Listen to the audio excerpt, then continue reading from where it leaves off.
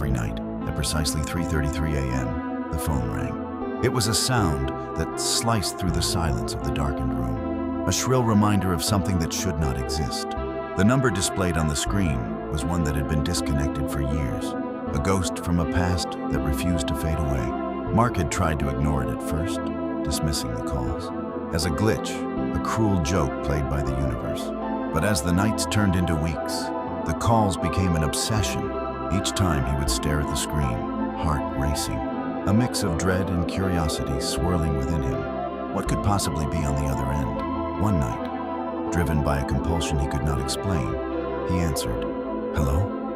he whispered, his voice trembling. Silence hung in the air, thick and suffocating, until a voice broke through, low and raspy, like gravel scraping against metal.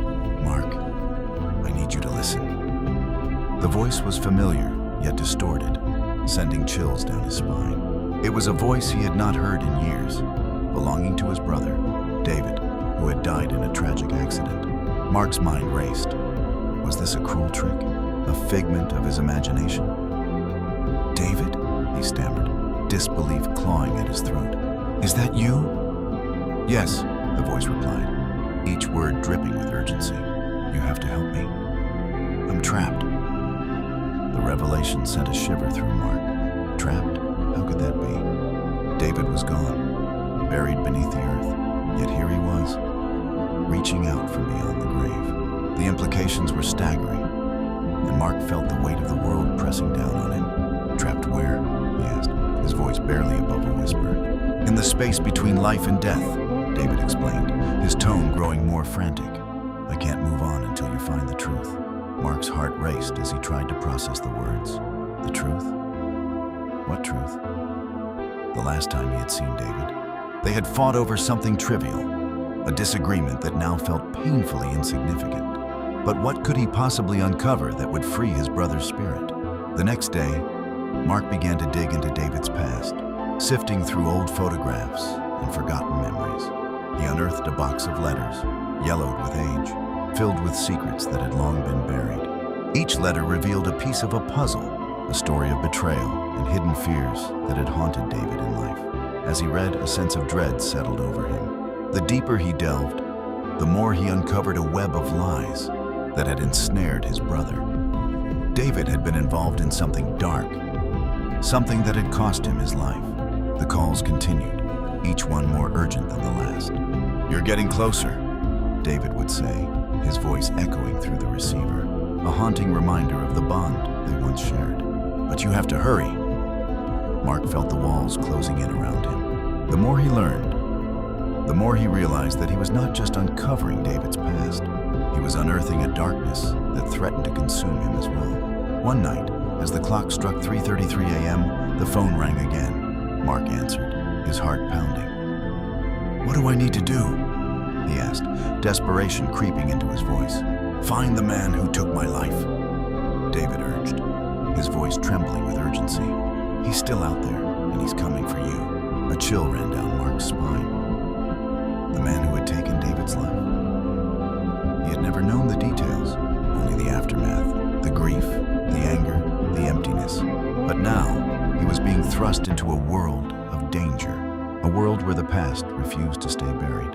With each passing day, Mark felt the weight of his brother's words pressing down on him. He began to investigate, piecing together the fragments of David's life, following a trail that led him to a shadowy figure lurking in the corners of his memory. The climax came on a stormy night, the wind howling like a banshee outside. Mark found himself standing in front of a dilapidated warehouse, the very place where David had met his end. The air was thick with tension, and he could feel the presence of something malevolent lurking just beyond the shadows.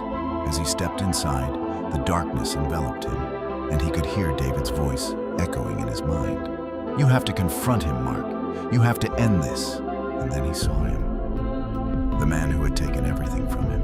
The confrontation was electric, a clash of wills that sent shockwaves through the air. Words were exchanged, accusations hurled like daggers.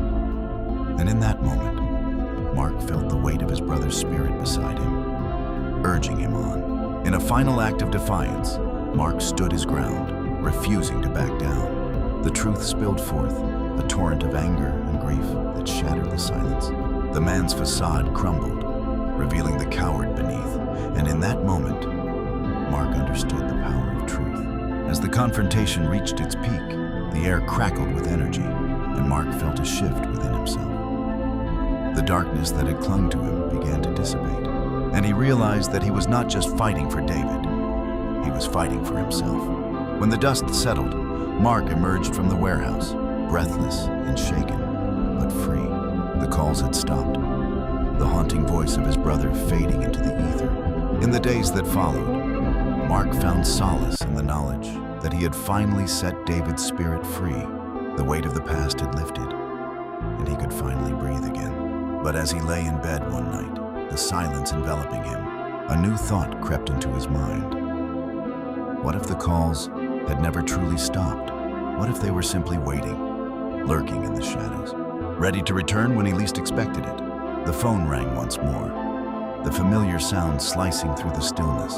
Mark's heart raced as he reached for it, a sense of dread washing over him. "Hello?" he answered, his voice trembling. "Mark?" The voice on the other end whispered, low and haunting, "I need you to listen." And in that moment, he realized that some truths are never truly buried. They linger, waiting for the right moment to resurface, to remind us that the past is never as far behind as we think.